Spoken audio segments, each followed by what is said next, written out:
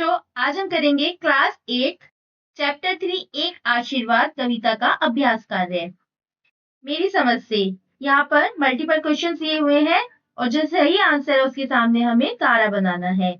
पहला देखते हैं कविता में किसे संबोधित किया गया है। तो कविता में किसे संबोधित किया गया है? कविता में बच्चों को संबोधित किया गया है।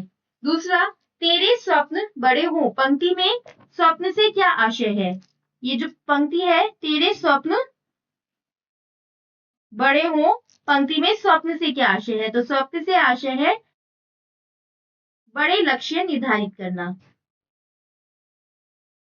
नंबर 3, उंगली जलाएं पंक्ति में उंगली जलाने का क्या भाव है? क्या चुनौतियों को स्वीकार करना, प्रकाश का प्रसार करना, अग्नि के ताप का अनुभव करना या कष्टों से नहीं घबराना? तो इसका सही उत्तर दो हो सकते हैं, चुनौतियों को स्वीकार करना या फिर कष्टों से नहीं घबराना। तो इसके आगे हम स्टार लगा देते हैं। नंबर 4, अपने पांवों पर खड़े हो पंक्ति से क्या आशय है? क्या अपने पैरों पर खड़े होना, सफलता प्राप्त करना, कठिनाइयों का सामना करना या आत्मनिर्भर होना? तो इसका सही आंसर है आत्मनिर्भर होना। ख, हो सकता है कि आपके समूह के साथियों ने अलग अलग उत्तर चुने हो। अपने मित्रों के साथ चर्चा कीजिए कि आपने ये उत्तर ही क्यों चुने। मैंने जो उत्तर चुने हैं वह मुझे सही लगे क्योंकि वह कविता के मुख्य भाव से मेल खाते हैं। सपनों को लक्ष्य की तरह अपनाना और उन्हें साकार करना। मिलकर करें मिलान। यहाँ पर पंक्तियां और पंक्तियों के भाव दिए गए हैं तो इन्हें आपस में मिलाना है। भावना की गोद से उतरकर जल्द पृथ्वी पर चलना सीखें। भावनाओं में न बहकर वास्तविकता का सामना करें। तो ये है नंबर 1। इसको हम नंबर 1 से मिलाएंगे। हर दिए की रोशनी देखकर ललचाएं। विविध ज्ञान के प्रति आकृष्ट होना और उसे पाने की ललक होना। तो ये है नंबर 2। चांद तारों सी अप्राप्य सच्चाइयों के लिए रूठना मचलना सीखें। असंभव से लगने वाले लक्ष्यों के लिए हट और प्रयास करना। तो ये है नंबर 3। हंसे मुस्कुराए गाए। हंसी मुस्कुराए गाए, सपनों को आनंद और मुस्कुराहटों में बदलें। कठिन परिस्थितियों में भी मनोबल बनाए रखें। ये है नंबर 4।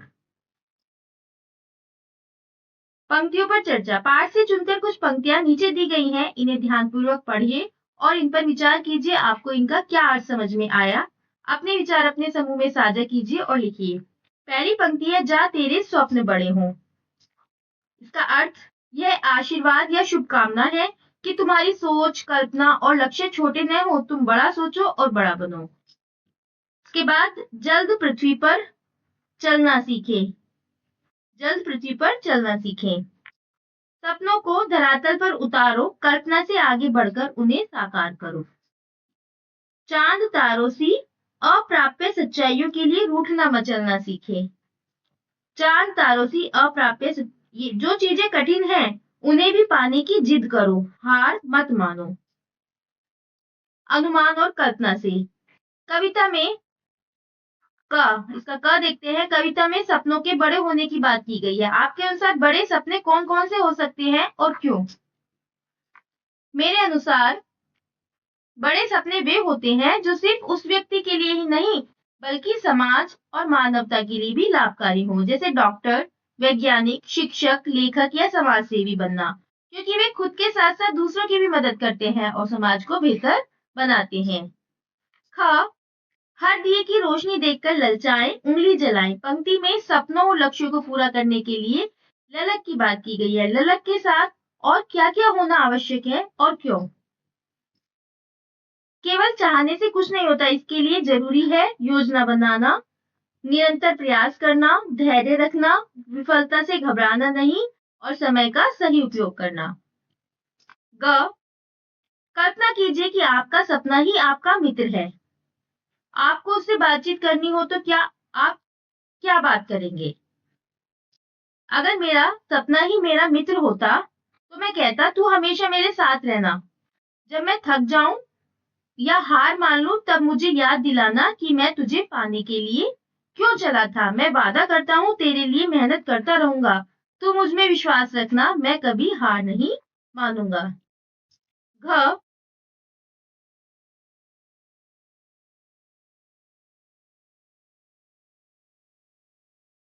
घ, यदि आप किसी को आशीर्वाद देना चाहते हो तो आप किसे और क्या आशीर्वाद देंगे और क्यों? मैं अपने छोटे भाई को आशीर्वाद दूंगा कि वह ऊंचा, ये है ऊंचा, ऊंचा और अच्छा इंसान बने, दुनिया में कुछ अच्छा करे क्योंकि उसका भविष्य अभी बन रहा है। कविता की रचना। इस कविता में सपने को मनुष्य की तरह हंसते, मुस्कुराते, गाते हुए बताया गया है। ध्यान से देखें तो इस कविता में इस प्रकार की अन्य विशेषताएं भी दिखाई देंगी। उन्हें लिखिए और कक्षा में उन पर चर्चा कीजिए। तो वे जो विशेषताएं हैं उनको लिखते हैं हम यहाँ पर। प्रेरणात्मक शैली, जिसे बोलेंगे मोटिवेशनल टोन। कविता एक आशीर्वाद के रूप में लिखी गई है जिससे सकारात्मक ऊर्जा मिलती है और आगे बढ़ने की प्रेरणा भी मिलती है। नंबर 2, क्रियाओं का सुंदर प्रयोग। कविता में अनेक क्रिया शब्दों का प्रयोग किया गया है, जैसे चलना, सीखना, जो कविता को गतिशील और रूठना, हंसना, गाना, ललचाना, जीवंत बनाते हैं। प्रतीकों का प्रयोग। चांद, तारे, बड़े सपने, दियों की रोशनी, सफलता या अवसर, उंगली जलाना, संघर्ष और अनुभव का प्रतीक। और इसके अलावा कल्पना शक्ति का प्रयोग। कवि ने सपनों की एक कल्पनात्मक दुनिया रची है जहां वे छोटे बच्चे की तरह व्यवहार करते हैं, जिससे पाठक उनसे जुड़ाव महसूस करता है। सृजन। इस कविता के आरंभ में एक ही संज्ञा शब्द है, स्वप्न। इस शब्द को केंद्र में रखते हुए अनेक क्रिया शब्दों का ताना बाना बुना गया है, जैसे चलना, रूठना, मचलना, सीखना, हंसना, मुस्कुराना, गाना, ललचाना, और इस प्रकार कविता पूरी हो जाती है। आप भी किसी एक संज्ञा शब्द के साथ विभिन्न क्रिया शब्दों का प्रयोग करते हुए अपनी कविता बनाकर कक्षा में सुनाइए। उदाहरण के लिए बादल को, जैसे बादल को एक शब्द लिया है, घिरते देखा है, गरजते देखा है, बरसते देखा है, इस तरह से कविता बनाए। जैसे संज्ञा शब्द लिया है नदी और इस पर कविता हम बनाते हैं। नदी को बहते देखा है, बल खाते देखा है, गुनगुनाते देखा है, बढ़ते देखा है, कभी रुकते कभी उफनते देखा है, किनारों को छूते देखा है, पत्थरों से टकराते देखा है, नावों को ढोते देखा है, मछलियों को खिलाते देखा है। कविता का शीर्षक। इस कविता का शीर्षक एक आशीर्वाद है जो कविता में कहीं भी प्रयुक्त नहीं हुआ है। यदि इस कविता की किसी पंक्ति या शब्द को कविता का शीर्षक बनाना हो तो आप कौन सी पंक्ति या शब्द चुनेंगे? मतलब जो इस कविता का शीर्षक है एक आशीर्वाद, ये कविता में कहीं नहीं है। अगर कविता की पंक्ति में से ही आप कविता का शीर्षक बनाए तो आप किस पंक्ति या शब्द को चुनेंगे? कविता का वैकल्पिक शीर्षक। मैं कविता की पंक्ति तेरे स्वप्न बड़े हो को शीर्षक बनाना चाहूंगा, क्योंकि यह पंक्ति कविता का भाव पूरी तरह से प्रकट करती है। यह आशीर्वाद का सार है। यह प्रेरणात्मक और स्मरणीय भी है। भाषा की बात। अब देखते हैं भाषा की बात। नीचे दिए गए रिक्त स्थानों में स्वप्न से जुड़े शब्द अपने समूह में चर्चा करके लिखिए। यहाँ पर हमें स्वप्न से जुड़े शब्द लिखने हैं, जैसे नींद और कल्पना और स्वप्न से जुड़ा इच्छा के अलावा रात और भावनाएं, इसके अलावा भ्रम और जागना और विचार और यथार्थ, ये स्वप्न से जुड़े शब्द हमने लिखे। इसके बाद ख।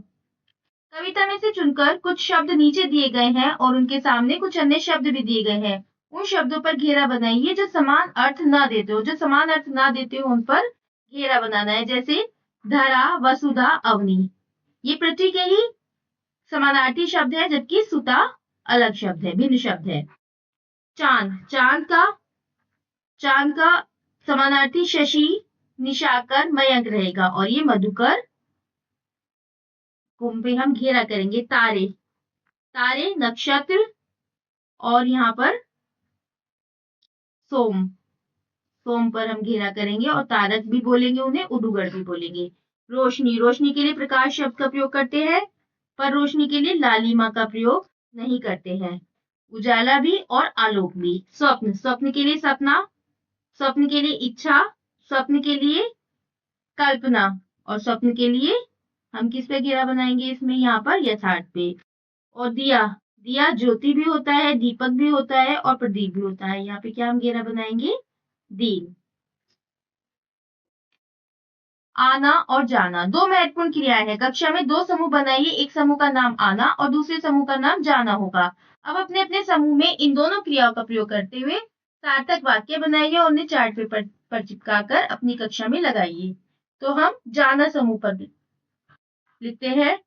राहुल खेलने के लिए पार्क जाना चाहता है। हमें कल पिकनिक पर जाना है। रोज टहलने जाना सेहत के लिए अच्छा है। ट्रेन से गांव जाना बहुत मजेदार लगता है। इसी तरह से आप आना समूह पर भी वाक्य बनाएं। डायरी, हंसे मुस्कुराएं गाएं। अपने किसी एक दिन की समस्त गतिविधियों पर ध्यान दीजिए और अपनी डायरी में लिखिए कि आप दिन भर में कब कब हंसे, कब कब मुस्कुराए, कब कब गाए, कब कब रूठे, कब कब मचले। डायरी लेखन, हंसे मुस्कुराए गाए रूठे मचले एक दिन का लेखा जोखा। सुबह जब माँ ने मेरा मनपसंद नाश्ता बनाया तो मैं मुस्कुराया। फिर स्कूल जाकर दोस्तों के साथ खेला, हंसा और मस्ती में गाना भी गाया। पर जब शिक्षक ने मुझे डांटा तो थोड़ी देर रूठ गया, लेकिन फिर लंच में अपनी टिफिन देखकर मचल पड़ा। पूरा दिन खुशियों से भरा था। पाठ से आगे आपकी बात। क, कविता के माध्यम से बड़े लक्ष्य निर्धारित करने और उन्हें पूरा करने का आशीर्वाद दिया गया है। दिन प्रतिदिन के जीवन में आपको अपने माता पिता, अध्यापक एवं परिजनों से किस तरह के आशीर्वाद मिलते हैं, अपनी लेखन पुस्तिका में लिखिए। माता पिता और शिक्षक से मिलने वाले आशीर्वाद। हमेशा सच बोलो, पढ़ाई में मन लगाओ, अच्छे इंसान बनो, सफलता प्राप्त करो और ऊंचाइयों तक पहुंचो। के बाद ख, आप भी अपने से छोटों के प्रति किसी न किसी प्रकार से शुभेच्छा प्रकट करते हैं। उन्हें लिखिए कि आप अपने से छोटों को किस प्रकार का आशीर्वाद देते हैं। मैं अपने से छोटों को शुभकामनाएं देता हूँ। खूब खेलो, कूदो और सीखो। ईमानदार बनो, हमेशा खुश रहो, मेहनती बनो और बड़ों का कहना मानो। सपनों की बातें। आप क्या करना चाहते हैं और क्या पाना चाहते हैं, उन्हें एक पर्ची पर लिखें। पर्ची पर अपना नाम लिखना आवश्यक नहीं है। अपने अध्यापक द्वारा लाए गए डिब्बे में अपनी अपनी पर्ची को डाल दें। अध्यापक एक एक करके इन पर्चियों पर लिखे सपनों को पढ़कर सुनाए। सभी विद्यार्थी अपने अपने सुझाव दें कि उन सपनों को पूरा करने के लिए किस तरह के प्रयत्न करने होंगे, किस तरह से योजना बनानी होगी, किससे और किस प्रकार का सहयोग लिया जा सकता है। लक्ष्य प्राप्ति में संभावित चुनौतियां कौन कौन सी हो सकती हैं। तो क्या करना है, यहाँ पर एक पर्ची पर लिखें। पर्ची पर अपना नाम नहीं लिखना आवश्यक नहीं है, पर अपने अध्यापक द्वारा लाए गए डिब्बे में अपनी अपनी पर्ची को डाल दें कि आप क्या करना चाहते हैं और क्या पाना चाहते हैं। इस तरह से पर्ची लिखें। तो पहले का उत्तर देखते हैं हम। जो पहले, किस तरह के प्रयत्न करने होंगे। किस तरह के प्रयत्न करने होंगे? मैं एक वैज्ञानिक बनना चाहता हूँ। पहले तो पर्ची पर लिखिए कि क्या बनना चाहते हैं। मैं एक वैज्ञानिक बनना चाहता हूँ। और किस तरह से योजना बनानी होगी? हर दिन एक समय तय कर विज्ञान की पढ़ाई करना, कक्षा में पूछे गए सवालों को ठीक से समझना और पूछना, विज्ञान प्रदर्शनियों में भाग लेना, समय का सही उपयोग करना। अगर वैज्ञानिक बनना है तो उसके लिए क्या योजना बनानी होगी, किससे और किस प्रकार का सहयोग लिया जा सकता है। तो इसका उत्तर है अध्यापक से कठिन विषय समझने में सहायता लें, वरिष्ठ छात्रों या मार्गदर्शकों से करियर के सुझाव लें, पुस्तकालय या इंटरनेट से अतिरिक्त जानकारी प्राप्त करें। उसके बाद संभावित चुनौतियां क्या हो सकती हैं, मतलब आपके वैज्ञानिक बनने में चुनौतियां क्या हो सकती हैं। कुछ विषय कठिन लग सकते हैं, समय की कमी महसूस हो सकती है, कभी कभी निराशा या आत्मविश्वास की कमी हो सकती है, आर्थिक तंगी, संसाधनों की कमी भी हो सकती है। पर सुझाव यह हो सकता है, धैर्य रखें, लगातार मेहनत करें, छोटे लक्ष्य बनाकर आगे बढ़ें और हमेशा सीखते रहें। हमारे सपने। आपके माता पिता या अभिभावक आपकी आवश्यकताओं और इच्छाओं को जानते समझते हैं। वे उन्हें पूरा करने के लिए यथासंभव प्रयत्न भी करते हैं। अपने माता पिता या अभिभावक से उनके द्वारा देखे गए सपने और इच्छाओं के बारे में पूछिए कि वे क्या क्या करना चाहते थे या चाहते हैं। नीचे दी गई तालिका में उन सपनों को लिखिए। आप इस तालिका को और बढ़ा सकते हैं, मतलब और भी आप यहाँ पर ऐड कर सकते हैं घर के सदस्य। तो यहाँ पर आपको घर के सभी सदस्यों के सपने लिखने हैं। देखते हैं, जैसे माता, उन्हें शिक्षिका बनना था। पिता, वह किसान होते हुए अपने बच्चों को डॉक्टर बनते देखना चाहते हैं। दादा, वह गरीबों की मदद करना चाहते हैं। दादी, वह तीर्थ यात्रा पर जाना चाहती हैं। नाना उन्हें कवि बनना था, नानी वह सिलाई कढ़ाई में नाम कमाना चाहती थी, बहन वह डांसर बनना चाहती थी, भाई वह क्रिकेटर बनना चाहता है और बहन डांसर बनना चाहती है। तो इसके अलावा आप अपने माता पिता, दादा दादी, नाना नानी के जो सपने रहे हो वह लिख सकते हैं। सबके सपने। प्रतिदिन की आवश्यकताओं को पूरा करने में बहुत से लोग सहयोग देते हैं, जैसे शाक विक्रेता। शाक क्या होता है? सब्जी। सब्जी विक्रेता, स्वच्छता कर्मी, सफाई करने वाला, रिक्शा चालक, रिक्शा चलाने वाला, सुरक्षा कर्मी आदि। इनमें से किसी एक से साक्षात्कार कीजिए। साक्षात्कार होता है इंटरव्यू लेना, आमने सामने बातचीत करना और उनके सपनों के विषय में जानिए। साक्षात्कार के समय कौन कौन से प्रश्न हो सकते हैं उनकी एक सूची भी बनाइए। मतलब जब आपको साक्षात्कार लेना है तो उस समय आप कौन कौन से प्रश्न कर सकते हैं उनके लिए आप सूची भी बनाइए। सबके सपने मतलब साक्षात्कार। उदाहरण लेते हैं रिक्शा चालक का। रिक्शा चालक से अगर साक्षात्कार करते हैं तो कैसे प्रश्नों की कौन सी सूची बनानी है? जैसे आपका नाम क्या है, आपने यह काम कब शुरू किया, आपका सपना क्या है, आप अपने बच्चों के लिए क्या चाहते हैं, सपनों को पूरा करने में सबसे बड़ी कठिनाई क्या है? कोई ऐसा सपना जो अब भी अधूरा हो, जो आपका अब भी अधूरा हो। इस तरह से हम रिक्शा चालक से प्रश्न की सूची बना सकते हैं। झरोखे से। आपने पढ़ा कि एक आशीर्वाद कविता में सपनों के बड़े होने की बात की गई है। अब आप पढ़िए सुप्रसिद्ध वैज्ञानिक और भारत के पूर्व राष्ट्रपति एपीजे अब्दुल कलाम का एक प्रेरक उद्बोधन, जिसमें वे न केवल सपने देखने की बात करते हैं बल्कि सपनों को पूरा करने की योजना और प्रक्रिया के विषय में भी बताते हैं। तो पढ़ते हैं एपीजे अब्दुल कलाम के बारे में। सपनों की उड़ान। सपने वह नहीं होते जो आप नींद में देखते हैं, सपने वह होते हैं जो आपको सोने नहीं देते। अपने सपने पूरे करने के लिए आपको जागते रहना चाहिए, पूरी तरह आंखें खोलकर जागते रहना होता है। आज जितनी संभावनाएं हैं उतनी अब तक के समूचे इतिहास में पहले कभी नहीं थी। 21वीं सदी ऐसे अनुभव पैदा कर रही है जिन्हें मानव के विकास की पिछली 20 शताब्दियों में असंभव समझा जाता था। ऐसे माहौल में जब प्रौद्योगिकी और नित नई खोजों के बल पर मानव सभ्यता तरक्की करती जा रही है, इंसान में छिपी संभावनाओं का भी तेजी से विस्तार होता जा रहा है। लेकिन इन अवसरों का अनुभव करने के लिए हमारे पास जो समय है वह उतना का उतना ही है और आज के युवा इसी दुविधा में है। युवा चाहते हैं कि उनके सामने जितने किस्म के अनुभव उपलब्ध हैं वह सबका फायदा उठा सके, जो कि उन्हें मिलना भी चाहिए। लेकिन जैसे जैसे दुनिया का दायरा बढ़ता जा रहा है वैसे वैसे हमें खुद को कुछ खास विषयों के संकरे दायरे में सीमित कर लेना पड़ रहा है। मुझे नहीं लगता कि ऐसा करना सही है। मेरा सपना है कि संसार के हर युवा को संसार के वह सारे अनुभव मिले जिसकी उन्हें चाहो। लेकिन इसे कैसे संभव बनाया जा सकता है? इसे संभव बनाने के दो तरीके हैं। एक तो यह है कि हम कुछ ऐसा करें कि हमारे पास जो समय उपलब्ध है हम उसे बढ़ा सके। दूसरा यह है कि हमारे पास जो समय है हम उतने ही समय में जितना काम कर सकते हैं, जितना कुछ हासिल कर सकते हैं उसकी मात्रा बढ़ा दें।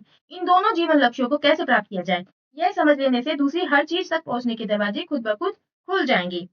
यही वह लंबी छलांग है जिसका मानवता को अब तक इंतजार था और जो हमें विकास क्रम के अगले चरण तक पहुंचा सकती है। ये था डॉक्टर एपीजे अब्दुल कलाम का कहना। सादी समझ। आपने एक आशीर्वाद कविता पढ़ी और डॉक्टर एपीजे अब्दुल कलाम का उपयुक्त उद्बोधन भी पढ़ा। अब आप इन दोनों पर कक्षा में अपने साथियों के साथ चर्चा कीजिए। मतलब एक आशीर्वाद जो कविता आपने पढ़ी और एपीजे अब्दुल कलाम का जो उद्बोधन पढ़ा, इन दोनों पर कक्षा में अपने साथियों के साथ चर्चा कीजिए। समानता है, दोनों में सपनों को साकार करने की बात कही गई है। एक आशीर्वाद में भी और एपीजे अब्दुल कलाम के उद्बोधन में भी दोनों में सपनों को साकार करने की बात कही गई है। मेहनत और प्रयास पर जोर दिया गया है। लक्ष्य का पीछा करते रहने की प्रेरणा भी दी गई है। चर्चा बिंदु। क्या सिर्फ सपना देखना काफी है? इस पर चर्चा करें। और समय और प्रयास का सही प्रयोग कैसे करें इस पर भी चर्चा कर सकते हैं। और सपनों और यथार्थ के बीच संतुलन कैसे बनाया जाए इन पर हम आपस में चर्चा कर सकते हैं। खोजबीन के लिए कला, विज्ञान, राजनीति, खेलकूद, मनोरंजन आदि क्षेत्रों में ख्याति प्राप्त करने वाले व्यक्तियों ने अपने अपने सपनों को पूरा करने की संघर्ष यात्रा के बारे में लिखा है। उन्होंने अपने सपनों को साकार करने के लिए किस तरह से योजना बनाई, क्या क्या संघर्ष किए, पुस्तकालय अथवा इंटरनेट की सहायता से ऐसे व्यक्तियों के बारे में पढ़ी।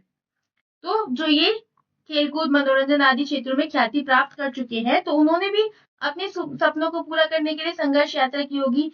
तो उनके संघर्ष को पता करें। जैसे क्षेत्र, विज्ञान के क्षेत्र में, खेल के क्षेत्र में, कला के क्षेत्र में, साहित्य के क्षेत्र में। विज्ञान के क्षेत्र में किनका? एपीजे अब्दुल कलाम। ये नाम है एपीजे अब्दुल कलाम। इन्होंने बचपन में अखबार बेचे, योजनाबद्ध पढ़ाई की। इनका संघर्ष क्या रहा कि इन्होंने बचपन में अखबार भी बेचे, पर उन्होंने योजनाबद्ध पढ़ाई की, जिससे अपने लक्ष्य को प्राप्त किया। खेल में पीवी सिंधु रोज 5 घंटे अभ्यास किया और अनुशासन में रही। कला में एमएफ हुसैन पोस्टर पेंट करते करते प्रसिद्ध चित्रकार बने। साहित्य में प्रेमचंद गरीबी के बावजूद लिखना नहीं छोड़ा। जो साहित्य में प्रेमचंद रहे, उन्होंने गरीबी के बावजूद भी लिखना नहीं छोड़ा, तभी वे अपने मुकाम तक पहुंच पाए। तो बच्चों, आज हमने दुष्यंत कुमार की बेहद प्रेरणादायक कविता एक आशीर्वाद का अभ्यास कार्य किया। यह कविता सिर्फ शब्द नहीं बल्कि एक सुंदर संदेश है। तो याद रखिए, सपने तभी पूरे होते हैं जब हम उन्हें पाने के लिए लगातार मेहनत करते हैं और कभी हार नहीं मानते। अब आपकी बारी है। कमेंट में लिखकर बताइए आपका सबसे बड़ा सपना क्या है।